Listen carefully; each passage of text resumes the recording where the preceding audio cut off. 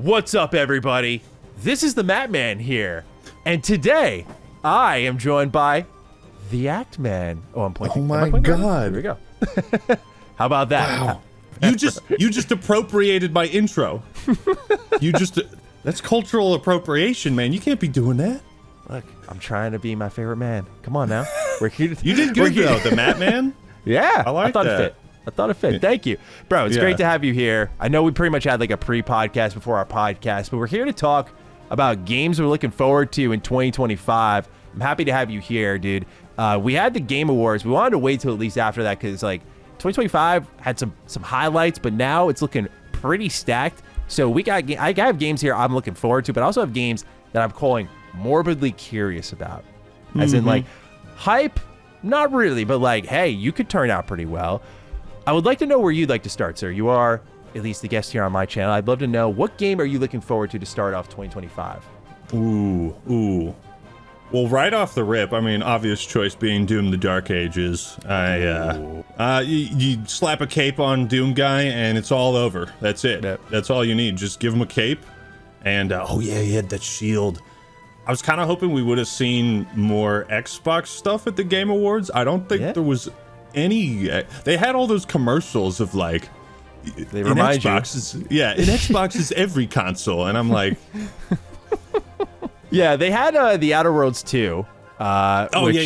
I guess. I mean, it's on PlayStation, which like a lot of people were surprised by that. I'm like, no, like this was like, I didn't even blink at this point. Like this was definitely going to be on PlayStation because the Outer Worlds 1 was. But yeah, they had that this is an Xbox ad, and that was really it. I think the conflict they have, right, is like you have developer direct right after the Game Awards. Like they just decide like, let's put this big showcase of ours in January, right? Like, but that means that they typically skip the Game Awards unless they have like these far-reaching announcements like Blade from last year, right? So I guess the Game Awards are also like, they're pretty stacked in that it's like 3 hours, so it's really hard to, I guess, cram everything in. It already felt like pretty packed together. Like when they were announcing some awards, it'd be like, and best art direction goes to this guy, and then, okay, on to the next one. Best music and score. Yep, congratulations, get out of here. And then you know, they, for some of the awards, they were like boom, boom, boom, boom, boom, and I'm like, let me absorb this. Let me enjoy the moment.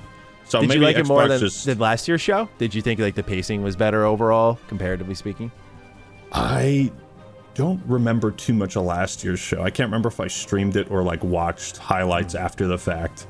You made a good choice if it was the latter, because last year was the Wrap It Up saga where they were like rushing presenters and speeches and all that shit. Awful. It was awful. Yeah, this is your moment, but keep it like 15 seconds or less, please. Yeah. I mean, I get it. They got to keep things moving, but yeah. So Doom: The Dark Ages is definitely like that's where my brain first goes to. As for games, morbid curiosity. I like that term where it's like, I don't know. Fable. Oh, Fable. Okay. Interesting. I have a little more excitement where I don't know if I'd put that in morbid curiosity. What has you like, I don't know about this? Is because it's Playground, like a racing studio doing this? I think it's just the nostalgia, like for Fable 1 and 2. Like the first Fable, I just felt like it was such a Xbox kind of game. Like it fit the brand so well of being outrageous but also like a pretty solid and also relatively short RPG. So I just have a lot of love for the first game and holding out hope, whether it's naivety or just optimism, that the new Fable is going to turn around and kind of make me feel like the first game made me feel. Yeah. I mean, that's the feeling I've been chasing for Fable. Like, I actually, when I replayed Fable 2 3 years ago, I did like a video on it. I was like, yeah, this is still really good. Like this life sim kind of like, you can just have kids with whoever. You can start up your own business. Like it does accomplish that. But Fable 1 had some just ridiculous choice and consequence, and like everyone who's important in that game that you meet, you can just kill. And I just love, as a KOTOR fan, I'm like, oh, I love this. Like, you're important, you're dead. You're important, you're dead. Like, I just love when a game enables that. So I'm hoping that this Fable does have that sort of like hero villain archetype strongly represented, because I feel like each entry got away from that more so. But Fable's a good pick. That, for me, it's the worry about can they do the Horizon? Like, can you go from Killzone to Horizon? Can you go from Forza to Fable, which is an even bigger jump? It's scary. Yeah, it's always tricky when a studio is like kind of typecast into a certain genre and then they're trying to do something completely different. But also it's concerning that I don't think we've seen any gameplay for Fable for the new one. Just like brief snippets of like walking. No like actual moment to moment or combat. I mean, technically we saw combat. Like that first reveal people thought was CG, but it was gameplay. But it was just like swords clashing together and that was it. Like there was no actual like, oh, this is what you're going to be doing and how it'll feel. So yeah, I get that one. I feel like Fable we'll see soon. I feel like that'll be I hope so, man. Yeah, that would be nice. While we're on morbid curiosity, I want to get some thoughts on Borderlands 4. Because this is a game that I personally, like, I love the Borderlands series, but I also made the mistake of seeing the movie. I don't know, did you see the movie earlier this year? No, I heard pretty bad things, and I just kind of stayed away. So for perspective, this was a movie that I went to see with my wife, and while we were in the theater, we were the only two people there. It was like that level of DOA. Yeah, not a good sign. Yeah. Have you liked the past couple of Borderlands entries? Like 3, Tiny Tina? Have you played them? So, I was big on Borderlands 1. I beat that, and then I haven't played any of the recent entries. When I played Borderlands 2, I remember getting to a point where I was over leveled for the main quest, and I remember being like, "Is there a way to bump the difficulty up? I'm just slaughtering everything." I think I ran into this like difficulty pitfall where the game just got too easy for Borderlands 2, and that's when I stopped playing. But I never played 3, but for the Borderlands 4 trailer, it was kind of weird because the graphics didn't seem all that impressive. It kind of looked like 360 or Xbox One, like it didn't come across as next gen. It might be part of the art style, which still looked good, but I guess I was kind of hoping for it didn't look like as big of a leap of like 2 to 3 for sure. Like 3 looked more tightened up. Yeah, like Borderlands is, I always say Borderlands 3 is the entry in the series that really dodged the bullet, pardon the pun, because like Borderlands 3 was like in today's era of video game discourse on social media, like you have this YouTuber main villain, like the dialogue is really cringe, but like social media discourse just wasn't, I think, at that like fever pitch it's at now, where I think this game would have got crucified, but it just like missed that window narrowly. They've squeaked by and now they're into Borderlands 4 and they're setting up for that. But yeah, this is one that like I looked at the Game Awards, I was like, okay, none of these playable characters look very exciting to me, but I just want to love Borderlands like I did when I was a teenager. But I don't know if it's like, am I getting old? Am I outgrowing this or something? I just hope it's great. But I would say this is one that I'm not, like going into Borderlands 3, I was pumped, but Borderlands 4, I am like way more guarded than probably any other video game coming out in the near future. Yeah. I'm just kind of like, I'll wait to see what people think. It's not something I'll probably be jumping out of my seat to play. But yeah, that's a good pick, I'd say. What about Elden Ring Nightreign? Are we out of our seat for that one, sir? Absolutely. Yeah. Okay, and I've been working on this fucking Shadow of the Erdtree review for a long time. It's been on the back burner, but spoilers, I found it to be very disappointing. I might be one of the few that really was like actually getting kind of upset at Shadows of the Erdtree because I felt like the expansion part of it was just wasting my time. Like there's so much open empty space, and it just kind of felt like it was big for the sake of being big without actually adding anything new that, you know, but it's still like obviously for FromSoft and you know a disappointment means it's still probably like an 8 out of 10. You know what I mean? That's true. Like, did you have an issue with like the difficulty and how they set that stuff up and the bosses? Okay, interesting. No. I did have problems with the difficulty because the open world was ridiculously easy. Like it was the bosses that were hard, but like the actual levels and dungeons were just a cakewalk. Sure. But so with that in mind, because I was kind of like disappointed with Shadows of the Erdtree, seeing Nightreign. And like that moment when I realized that was the Nameless King, I'm like, what's he doing here? The same reaction, dude. Yeah, there was Bloodborne. Bro thinks he's on the team. Yeah, like I don't know what they're cooking. Like it's like a roguelike apparently, but it's also got like Dark Souls 1, 2. It's got Bloodborne in it. I'm like, are they just like admitting this is all one interconnected universe and like actually making a game out of it now? Because I'm like one of those people who like, I'm here for the bosses and the difficulty grind, and if that's not good, then I fall off of FromSoft pretty hard. But fortunately, they've kept that interesting throughout all of their games, so I love all of them.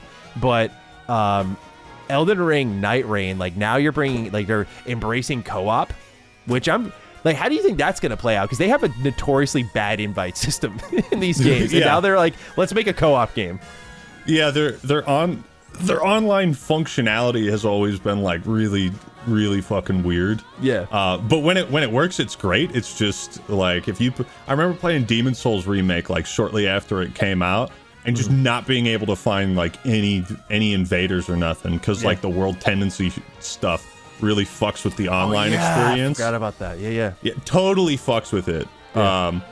But to see them actually like kind of go more for an online focused experience, I think that's refreshing, first off. And it kind of gives you an impression that, okay, we're gonna kind of like fix these old archaic systems that are a bit outdated. They still work, but we could make them better. And I think it looks fucking awesome. I mean, the wall running and Sekiro deflecting is there. I was like, hang on now. Yeah, I saw that. Yeah, crazy. Very excited for that game. I thought it looked really, really good. I thought it was another expansion. I was streaming the Game Awards. I was watching it, and I'm like, what? But he said they were done. Yeah, that's he what fucking got me again. He got me again. I thought Miyazaki lied again, frankly. I thought he got us again, but at least he was half telling the truth. It makes sense, right? Like, there's no way after how big Elden Ring is. Like, I was so surprised they were gonna just be like, we're walking away after one DLC. I'm like, are you sure? Like, 20 plus million copies ballsy. sold. That's what they do. They're the same thing. Like, there's like, we're good. We just made a ton of money. We're good. I'm like, okay. So this makes sense, right?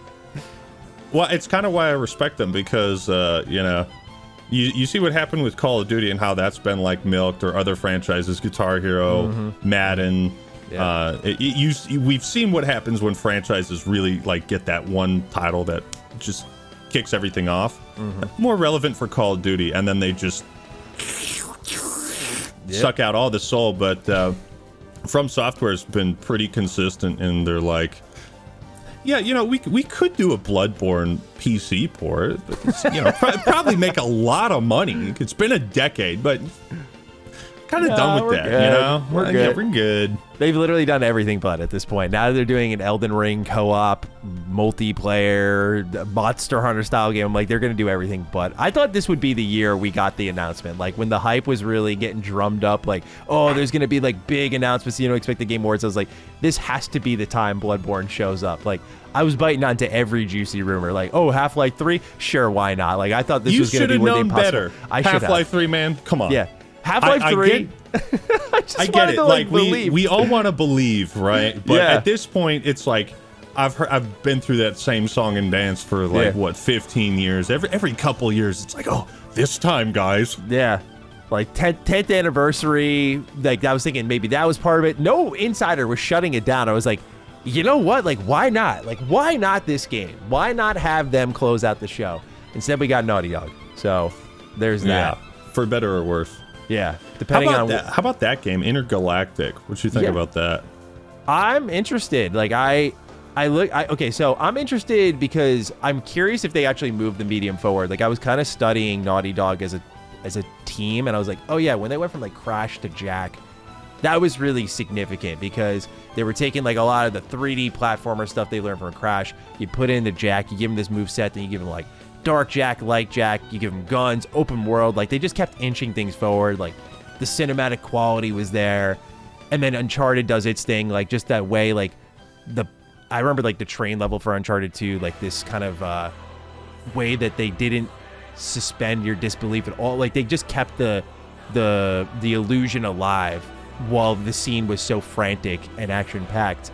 I've never been a big Uncharted guy, but then like The Last of Us comes around, it's like, okay, we're gonna inch the industry forward with like this new crafting survival horror kind of hybrid gameplay system of like finding little pieces of scraps, across this world and putting together like nails in a bat.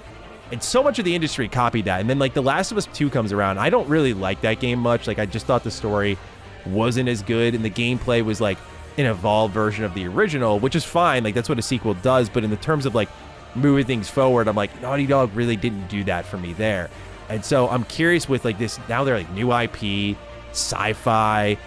Fede Alvarez was like visiting their studio, who's like the director of Alien Romulus, and that was a great movie. So Ooh, I love that movie. Yeah, I was like, okay, so hang on, like there could be some horror vibes here.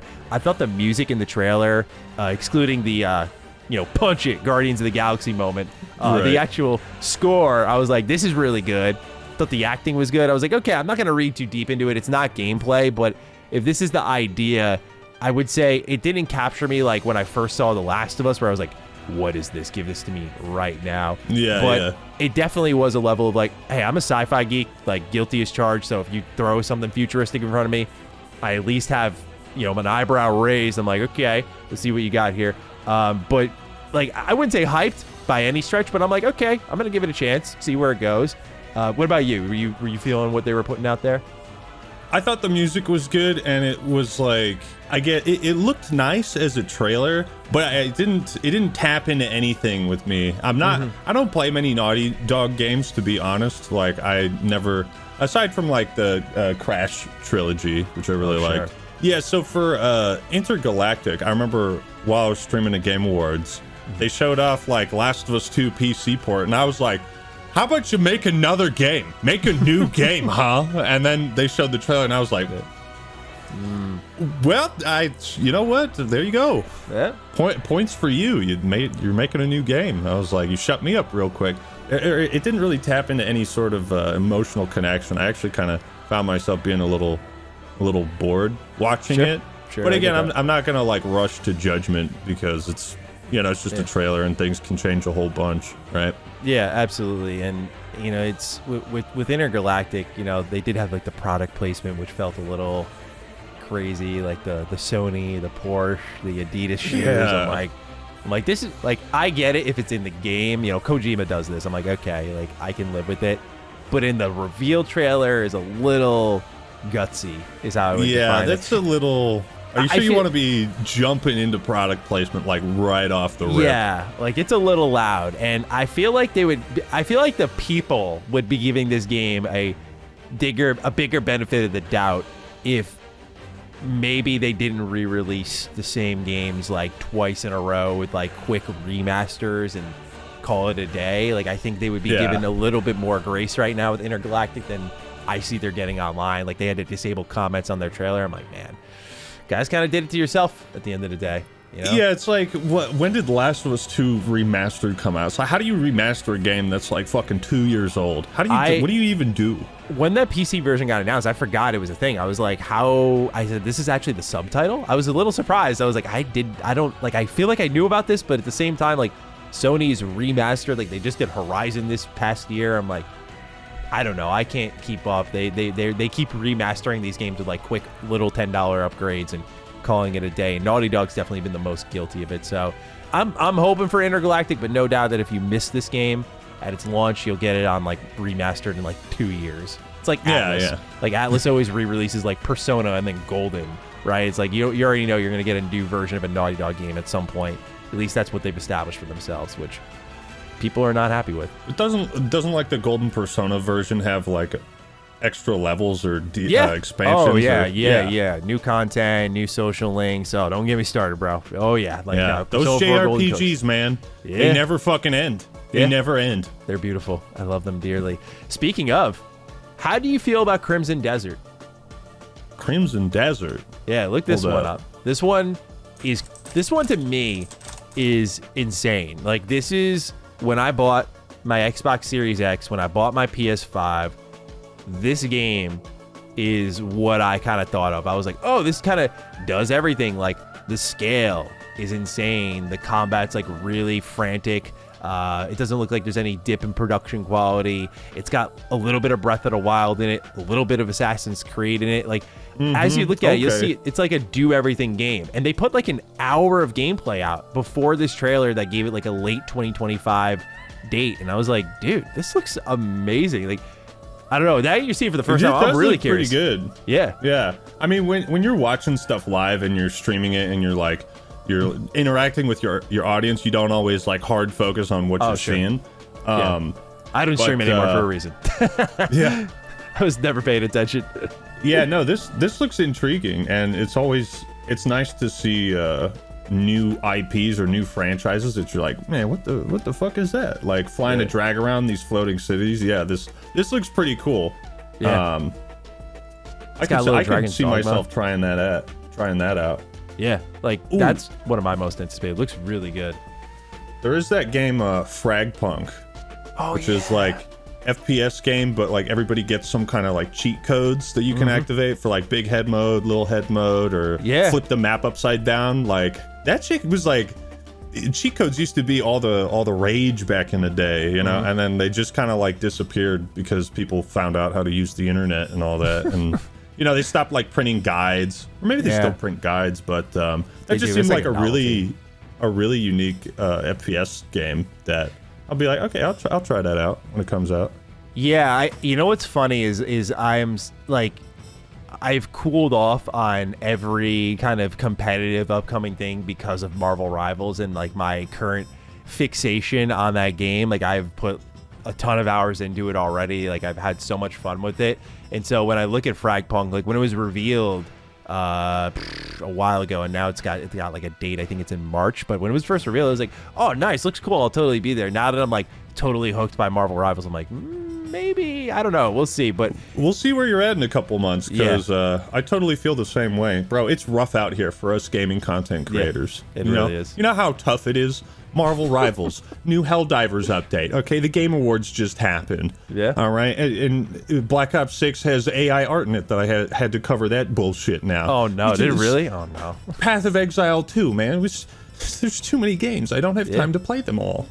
I have the same problem. I've like December completely ravaged my schedule. Like I had this plan, like I'm gonna finish Metaphor, I'm gonna try Batman Arkham Shadow on VR. Like I laid out this whole roadmap for myself, and like Marvel Rivals came out, Path of Exile came out. I haven't tried Path of Exile 2 yet, but like Marvel Rivals came out, I was like, oh, this is incredible, and like just put like 30 hours into it now. I'm just like, God, dude, like this game is awesome. It all comes out to the matter, right? The second they make a change that I don't like is when I start to fade. So in Fragpunk's favor, if that happens around March, I'll be checking it out. But you make a good point about the cheat codes, because like that used to be such a big thing to chase when I was like a kid. I mean, we were talking about Jak and Daxter earlier. I remember like you collect the precursor orbs in that game and you'd unlock like invincibility, and like nowadays the new version of invincibility is like the safe mode difficulty, and it's like I have too big of an ego now to play on that difficulty. It's like not satisfying to be invincible, to have invulnerability. Like, so I like the idea of a first person shooter kind of built around that mentality though. Like I saw the big head mode or the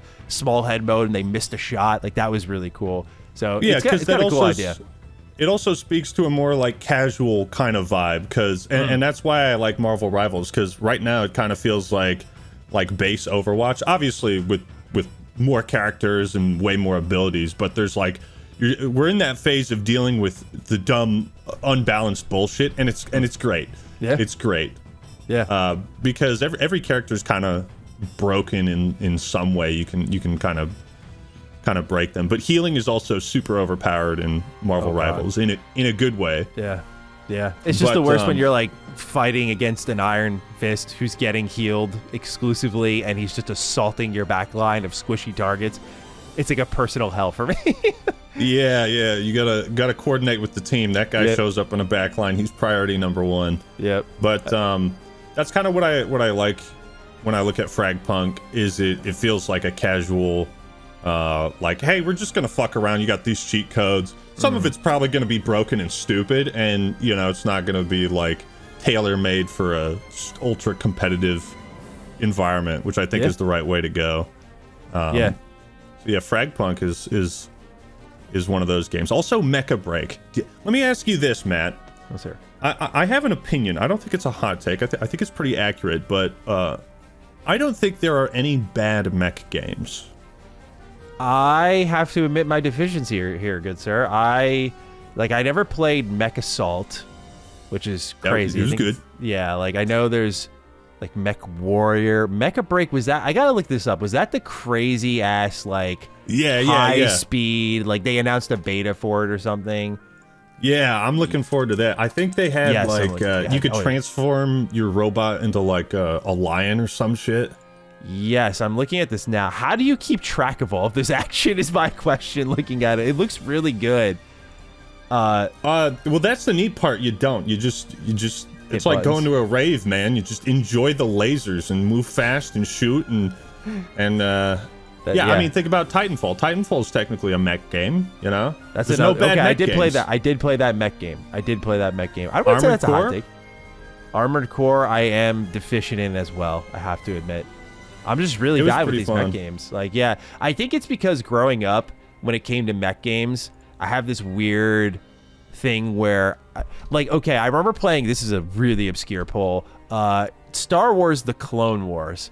And I remember that game, yeah, it was like a vehicle-based game.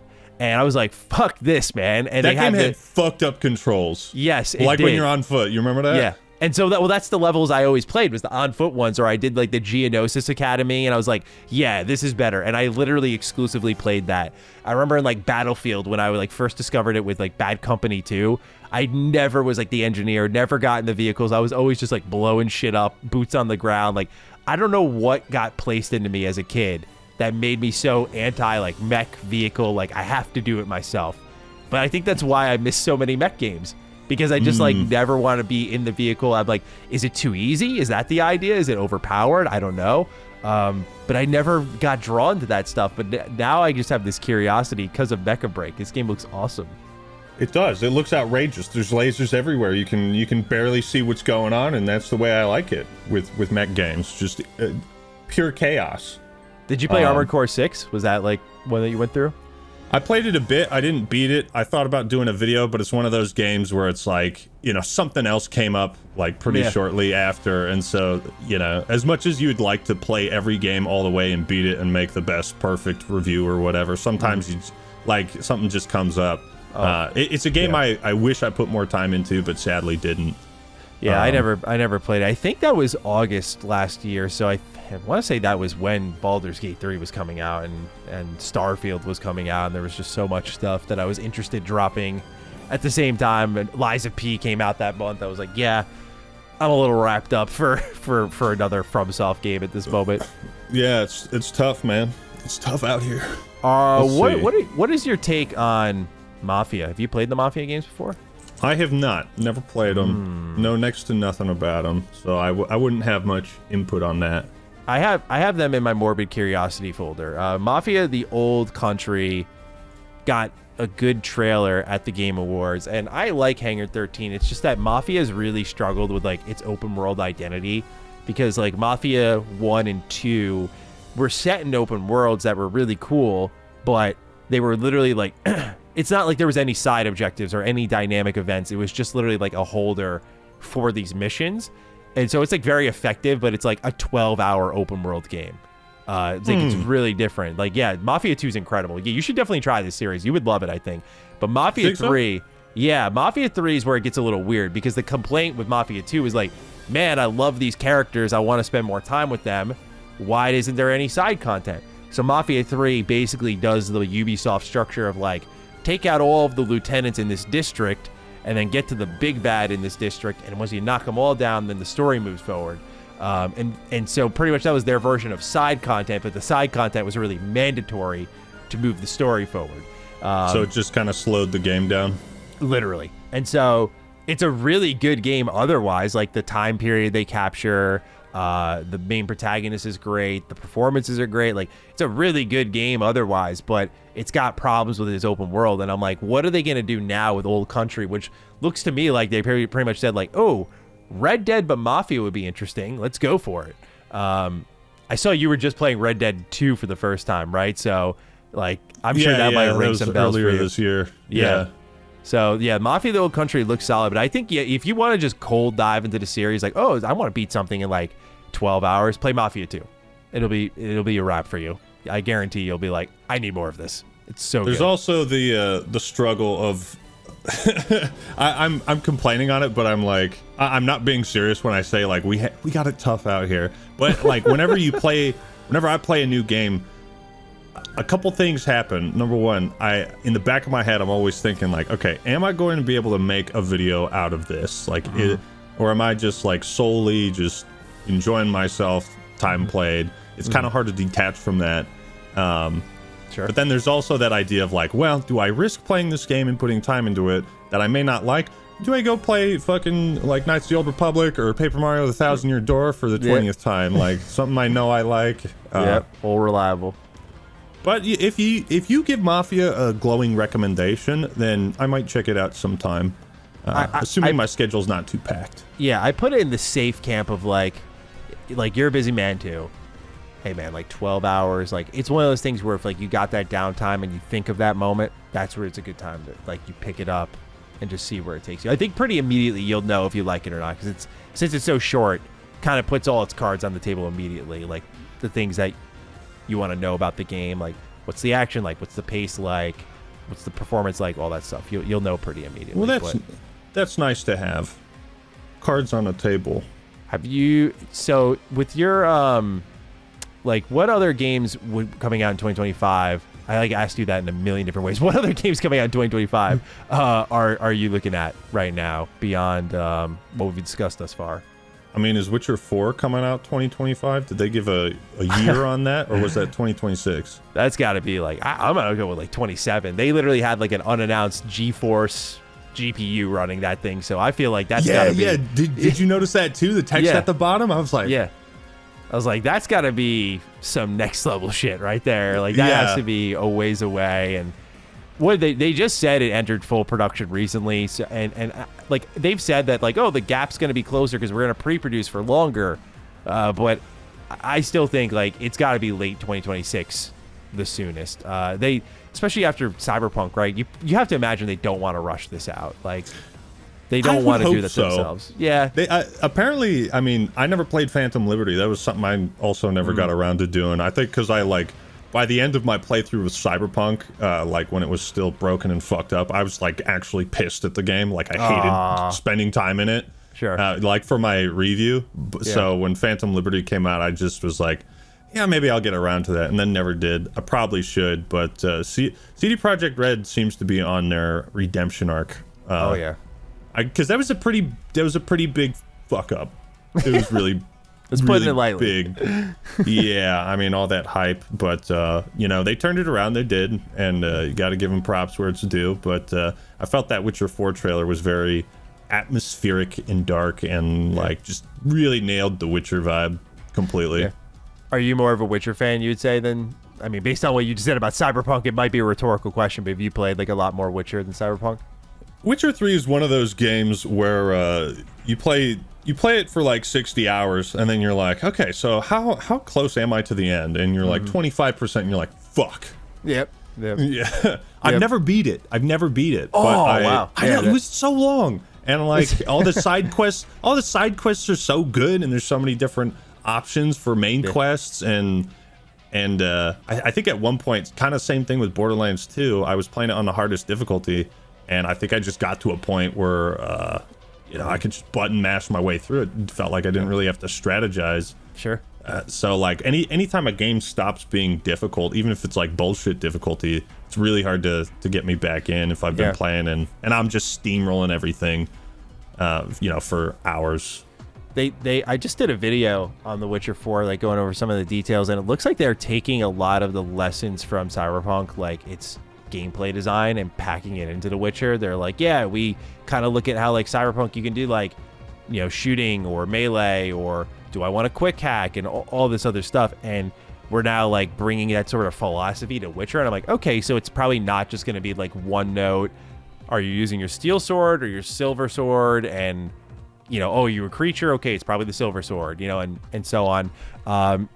Where I think like there might be more stealth options, or at least more like gadgetry, if you will, that you can use, or potions. I don't know. Like it seems like they're going a little bit wider, which has me excited, because I struggle to replay The Witcher. Like I really loved it my first time through, and a second time through I was like, this is still great, but like the combat's really faded for me. And anytime I pick it up now, I'm like, I'm done. I just can't do it anymore. It's I don't know. It's so tough for me to play, though. It's so tough for me to get into. But I think it is because of what you said with the combat. I know on like the Death March difficulty, apparently this game's like a personal hell for people then. So it goes to the other extreme. Yeah. I think at a certain point, like I upped the difficulty because in the early game, it's like you get 1 or 2 tapped, and it's like ridiculously hard at that point. But yeah, I think Witcher 3 is like, because the game is so long and you're there mostly for the story, at a certain point, the actual gameplay kind of becomes a little bit monotonous, or it turns into a sort of monotonous button masher. I mean, it's still great, but like you said, it's sometimes it's hard to keep playing. No, when I you get feel you like on you're that. just going through the motions in most fights. Yeah, that actually kind of brings me into one of the games I'm really pumped for, because I think it let's hear has a similar kind of problem. It's the Outer Worlds 2. I love me, as you know, a good Obsidian game, right? Like they're like one of my favorite developers. I think the Outer Worlds 1 is superb. Like I've realized it's become a divisive game. Like, no, this shit sucks. But I'm like, no, I think it's really good. Like the choice and consequence, the DLC, like really good. But then with the Outer Worlds 2, or I'm sorry, 1, you get to the combat. And it really is turn off your brain, aim, press the right trigger, done. No real variety or engagement. And the Outer Worlds 2 gets this big trailer at the Game Awards, and I'm like, oh my god, they like loaded this thing up with like tons of crazy weapons and crazy enemy types. Like, I hope that the combat is better in this game, because I already know, like, I feel like I could just take it to the bank. Like, yeah, this is gonna be a great game to explore and to talk to people in and to be who I want to be. But like, please, yeah, especially with the last DLC, they did a good job of like introducing new enemy types and stuff that challenge you to play a little differently, like a little more mobile even. I hope the Outer Worlds 2 is a game that really delivers. I mean, Obsidian doing 2 games in the same year is insane to me. Like, they're doing Avowed and Outer Worlds 2 in like they're bookending the year. I'm like, this is fucking crazy. Like, especially developers are constantly telling us like, oh man, these games take so long to make, you know, you like, and I have sympathy for that sort of like cycle and what it brings with it, and how these things need to be meticulously made. But then you have Obsidian who's like, in 2022 we dropped 2 games at once. In 2025 we're going to drop 2 massive RPGs in the same year.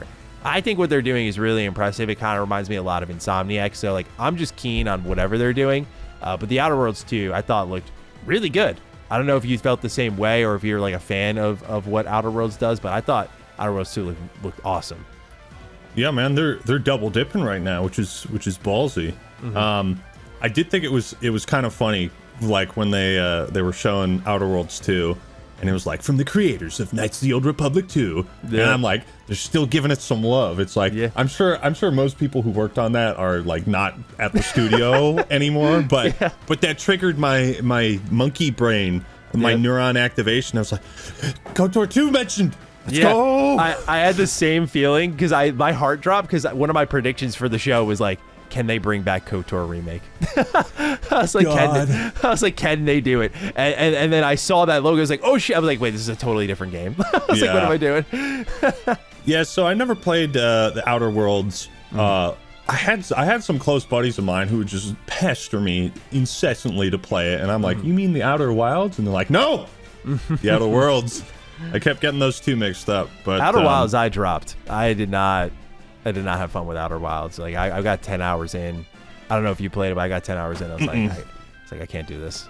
To be fair, I was playing on Switch, and the names were too similar, so I didn't know which one to pick. And I'm super indecisive that way. They came out at the same time, I think, too. Like, it was really weird. That's so bizarre.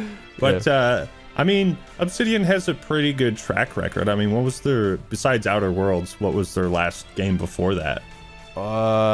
Technically Grounded. If we're looking at like Obsidian proper, was it New Vegas? No, there's gotta be something in between. I'm forgetting off the top of my head. They did like New Vegas. They did Alpha Protocol.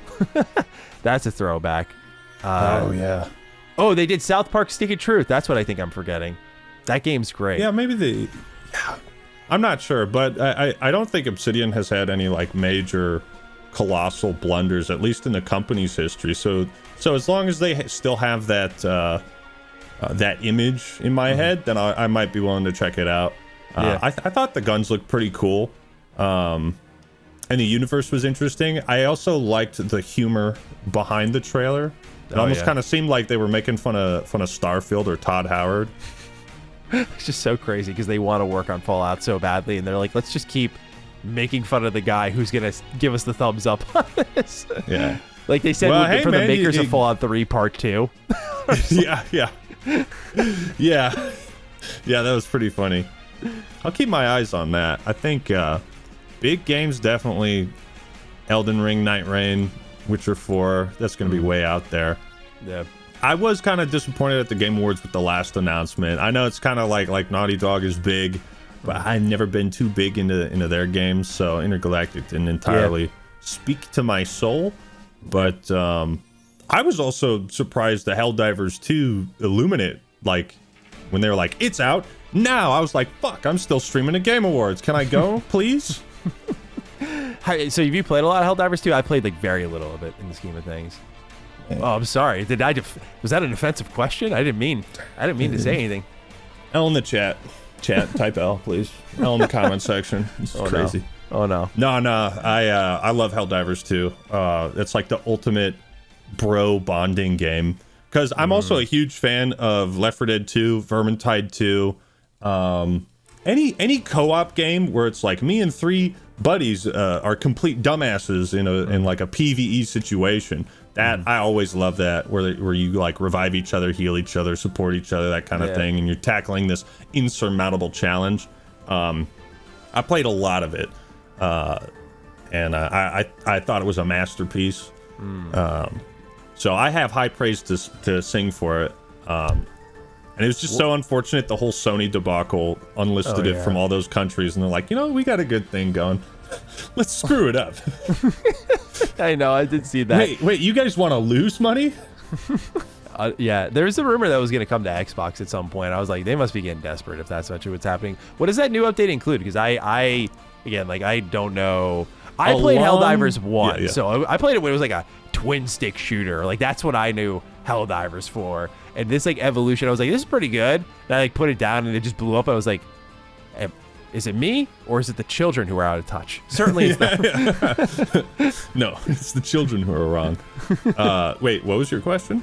What was the update? Like, what did it include? Oh, so you remember in Helldivers 1, I didn't play it, but there was that long rumored faction, the Illuminate. Okay. And they added those back in, as well as I'm assuming like a new battle pass and probably some new weapons. There was like a warthog in the trailer. You remember that? Yeah. Genius. Co-op vehicles. That's what the game was missing. Like, again, you're not a big vehicle guy, but you got to admit, getting in a warthog with some buddies and just like, hey, Halo still hits for me. For me. Yeah, we love a little Halo. We love a little Bungie Halo, I should say. There's really not too many games though that have like cooperative vehicles. Like in the grand scheme of things, it's kind of like it's hard to get right, or it's just they just don't do it. It's either like single passenger or just infantry combat. Yeah. So I think Gears did it. Borderlands technically has it, but it's like very, very basic, very simple. Yeah. And if they do have it, it's usually pretty bare bones. But I was honestly looking. I didn't expect a major Helldivers 2 update at the Game Awards, but if that was coming out in 2025, that would be on one of my most anticipated. No doubt, it's still going to be getting updates. So, and also there's so much shit coming out that like. Obviously, these types of videos are great to put things on people's radar, right? Like, just what did I miss? And like this month, especially as we've said many times, is like such a ridiculous month that it's like, yeah, this might be just something that flew under someone's radar. They can go and check out, like, oh right, I have to do that. Yeah, it flew under my radar actually. I didn't realize it was coming out next year, or apparently it is. Have you seen this mouse game, Mouse PI for Hire? It's like the 1930s. Cuphead style first-person shooter. Oh yeah. Oh fuck yeah. Yeah, this game looks insane, and it's under my morbid curiosity list in that I look at it and go, okay, this looks really, really crazy. And I feel like there's got to be a catch. Plays like that. Yeah. That's kind of where where my mind was going, like, but there wasn't really a catch with Cuphead. It played exactly how it looked in those trailers. Yeah. So if it plays like this is just one of those games that immediately catches your eye. You see it and you're like, I don't think I've ever seen a game like that. Literally. It almost looks like those old school Doom games. Yes. But like intentionally trying to replicate that in a like 1930s style. Plus, I also sim for anything that bears even the slightest resemblance to LA Noire and PI, private investigator. Yeah, let's solve some crimes. I just love that whole noir. So I apologize, but hey, you know what? Neither did I actually. Oh. But I love the game. It's just I just remember finding the Easter egg for the Red Dead hat. For me, I remember buying that in high school, and I was when it's so like trivial in the scheme of things. Because nowadays I would kill for something like an LA Noire, but at the time when it came out, I was so disappointed that like I couldn't just like do side quests and I couldn't like just take out my gun and do whatever the hell I wanted. Like the game was super unrest. In fact, it was very structured like Mafia. It was like you could do certain things at certain times, but that's like it's very confined despite being open world. But yeah, LA Noire, man, that's a callback. I forget about that game all the time. Yeah, so does Rockstar. Rockstar's another one of those, like, you know what? Let's actually not milk this, even though we probably should at this point. Like Bully. Remember that? I was about to say that's me with Bully, bro. I'm like, I'm not. How you feel about Naughty Dog is it sounds like that's how I feel about Rockstar. Like I'm very indifferent to a lot of Rockstar stuff, as much as I think they're great. I don't disrespect them and what they do. I just like, yeah, it doesn't like light my fire with excitement as it typically like games like a BioWare once did, for example. Bully for me though was like the game that as a kid I was like, I can't get enough of this, bro, because I don't know if it was just like the action of like I would never be the bully, but I get to be the bully and I get to like throw teachers in lockers and just see if I can like escape school security and shooting potato guns at people and giving wedgies. I'm like, this is so immature. I love this. Like I would kill for a new Bully. Like there's part of me that would be more excited about a Bully 2 than on GTA 6 deep down. I'm like, right? This is just how I feel, man. I'm sorry if everyone hates that, but this is just how I feel. Like Bully is amazing. Like there's that one mission. It's like a Christmas mission. I think it's only in the Scholarship Edition where you're just beating up like a bunch of elves on Christmas Day as part of like a celebration for the holiday. And I just thought it was the funniest shit ever. Yeah, it's been a long time since I've played it, but I just, there's things about games like maybe you played them for, I don't know, 10 hours total when you're in like middle school or whatever, but it still sticks with you. Yeah. Because like whatever you played of it, you're like, man, that was pretty fun and that was unique and different. Yeah. But yeah, good point on the mouse PI for hire, because I kind of forgot about that.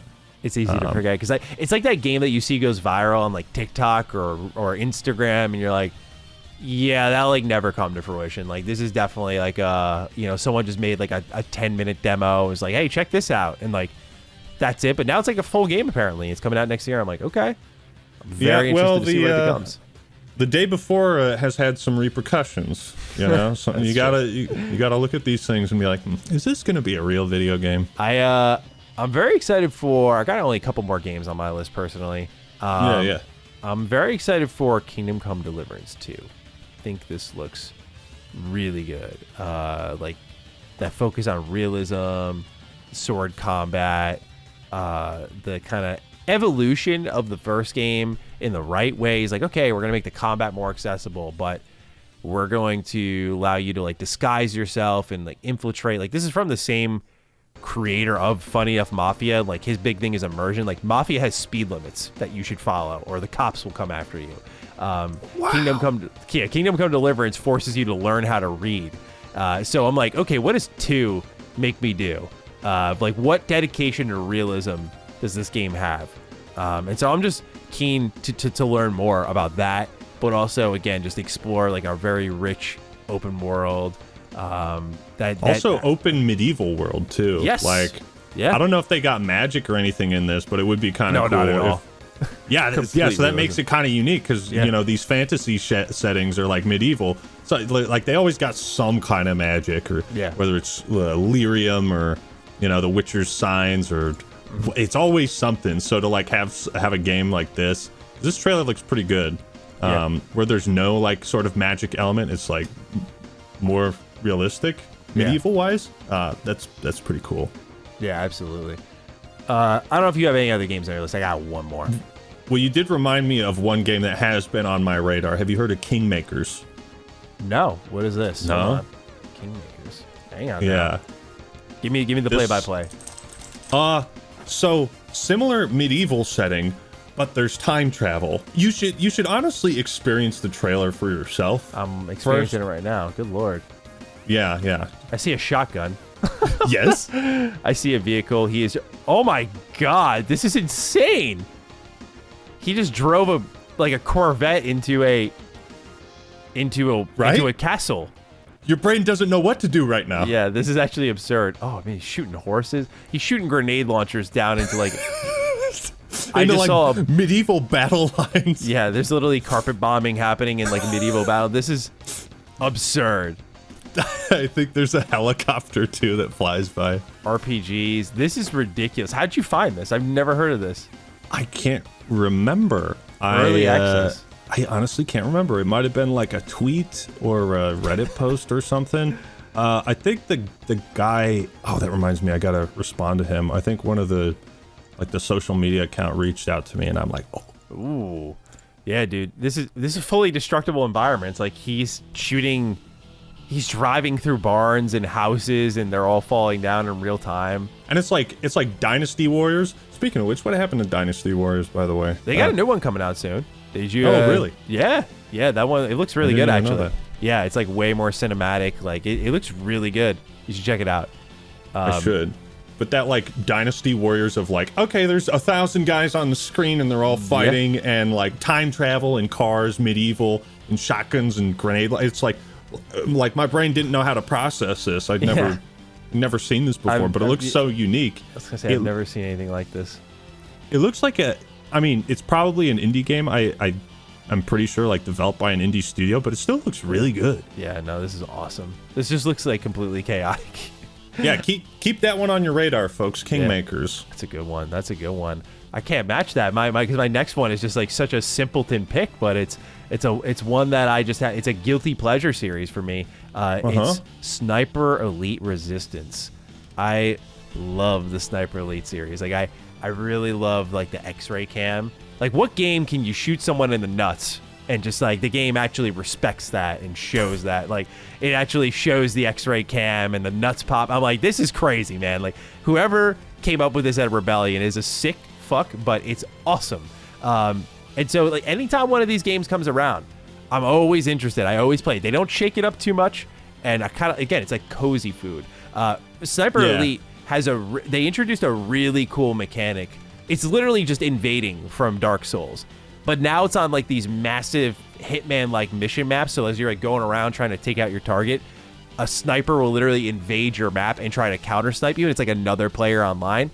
It's really cool. That's really cool. It's badass. And so, yeah, I'm like, I think it's a slept-on series at this point, and Resistance is coming around, and I think we're going back to Italy again. I'm like, whatever, dude. I've played all of these games at this point, so I'm for whatever they're doing. And I think this is coming out in Game Pass as well at the end of January. Like, it's always co-op. Like, it's just, again, quietly one of those really reliable series. Like, you're never going to get, like, a 9, 10 out of 10 experience, but, like, if you just enjoy sniping and deep mechanics and just hilarious stealth, like, and kind of Hitman design in a way, like, you'll love Sniper Elite. Like, it's really cool. I really, really am looking forward to that one, though. That's one of my first ones I'm looking forward to at the top of the year. Okay, that's a pretty bold pick. I never played the Sniper Elite series. I think just because maybe the title sounds a bit generic. It is. Like, yeah, it's, you know, it is what it is. I've heard good things, but you know, there's that mission in COD 4, all gillied up, you know. Anytime Call of Duty has like those dedicated like sniper sections where they really go full force on that whole stealth aspect, you know, sneaking through and then lining up the shot, accounting for wind resistance or whatever. Like, I do love those kind of moments in Call of Duty when they do them.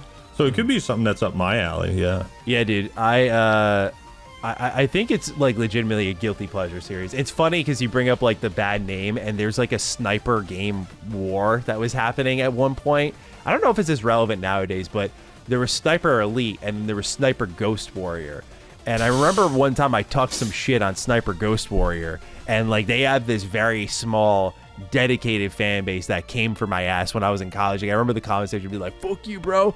I'm like, what? I was like, who actually likes this series? They're like, my dad plays it. He thinks it's great. I'm like, okay. And then I go like see the Sniper Elite has their own community, and these two fan bases would like just go back and forth against each other. If anyone could let me know down below if Sniper Ghost Warrior is still a thing, I'd love to know, because I need to know if the Sniper Wars continue on to this day or if they've cooled off. But Sniper Elite Resistance just looks awesome. I kind of hope they have. I love this idea of this kind of like niche, or I should say more niche FPS genre, and there's like 2 games and there's 2 warring sets of snipers. Like that's an intense rivalry right there. Like, let's fan the flames. What you should do is you should invade their respective forums and then just talk shit about the game on that forum, and then just keep fanning the flames and going back and forth. just ruin sniper games for everyone. There was that. I was about to be like, yeah, just like Littlefinger, and then I remembered there's that Game of Thrones game they announced. Oh yeah, that looked kind of good. I think it's a mobile game though. I don't know. Like I heard that, and I was like, yeah, I was like Weezer when they wrote "Say It Ain't So." I was talking it up in my reaction video. I was like, yeah, this looks great. People were like, wait till Maddie finds out it's a mobile game. I was like, but it kind of doesn't look bad. Yeah, they got me, man. I mean, the graphics looked pretty good for a mobile game, but for like a PC or console, I was kind of like, it doesn't look look like next gen, but yeah. I mean, it got Jon Snow, and I was shouting during my stream. I was like, they're gonna fix the last season finally. They're gonna fix it in a video game. That's the only way they can, because George ain't finishing the books. That's true. Are you crazy? This is our one out to retcon the end of Game of Thrones. And you have to wonder if that's what they might try. I never finished the series. I got to season 6, and then I was told you should stop. In fact, it was insistent upon me. You need to stop. This is just, you're storming to heartbreak. Well, it's kind of one of those things, like you have to see how it ends. You have to understand where you have to feel the frustration as well. Yeah, you know. Yeah, that's what I realized. Or at least see what you think about it, because it's probably one of the most like divisive endings for any series ever. Like even Mass Effect 3, I feel like the ending to that doesn't even hold a candle to the discourse around Game of Thrones. Well, okay, a little over exaggerating, but like comparatively, like the Game of Thrones discourse, it's still like going on. Like there's still people talking shit about its ending, and that was what, like 4 or 5 years ago. The problem is I've dug myself into a hole, right? I get to this 6th season, I stop. Now I'm so far away that I'd have to start from the beginning, knowing that at the end awaits something that I might not like. And that is a tough sell for such a long show that I've already seen 75% of. It's like, do I do a recap? But then it's like, do I rob myself of what is like some of the best television you could watch in those first 4 seasons, like up until the red wedding and everything? I'm like, what do? I don't know. But that game looks good. I'm like, yeah, that might give me the fever. You know, they had the music and everything. I was like, they got the character models look solid. I was like, okay. Fooled me with the mobile thing. I'm like, okay, I'm not seeing any They got me too, man. Yeah. They got me. Yeah, so it looks solid, but we'll see. It's definitely, like, I call it low prio. Like, it's not high on the list, but if I have some time, maybe I'll dip my toe in the pool, see what's going on there. Yeah, and it could be one of those games. I mean, if it's a mobile game, it might not, but there's always the possibility where, like you say, it's low priority. But if it just kind of like blows up in the zeitgeist, like Helldivers 2, it might be one of those games you drop what you're doing and you're like, okay, I got to see what everybody's talking about, going crazy for. Yep, hype be like that, unfortunately. Any other games you're morbidly curious about, you're looking forward to in 2025? Do we wrap this up, bro? I think we wrapped this up. I totally forgot there's the Indiana Jones game. I still haven't even tried that out. It's really good. It's really good. I loved it. I was lucky enough to review it, so I at least I have that behind me, and I can confidently at least say, like, I just have a couple of games left to finish before I feel good about my 2024 slate as we sit down and record this. But fuck, man, that game is awesome. Like, I really loved my time with it. It was like the perfect blend of stealth and Dishonored in an Indiana Jones game. It was absurd, but it was not what I expected, and it really delivered. You should, if you can make the time with everything else I've recommended to you. Right? Yeah, that might be one of those games I try out in like a month or two. I mean, they had me at Choo Choo. Yeah. You know, that's where they had me there. Awesome. It's like, I'm sold. Hell yeah. Well, dude, it has been awesome doing this with you. I mean, I appreciate you coming on, being a part of this. This is an amazing chat. Everyone probably already knows who you are, but in case someone's like, hey, I love the Actman, I want to know more about him. For the people watching this on my channel, because I know it's going up on your other channel, but for those who want to know about you on my channel, where can they find you? You can find me at The Actman on YouTube and Twitter, all the respective socials. Yeah, you can just look up Actman. I got a second channel called Actman TV that I upload to rather infrequently, but it's because of that perfectionism, you know. That just it hurts. Yeah, it hurts. But yeah, no, I've had a blast. Like I've watched your stuff for a long time, and I always appreciate your perspective on things, and it's always reasonable and grounded, and not too like brutally offensive, you know.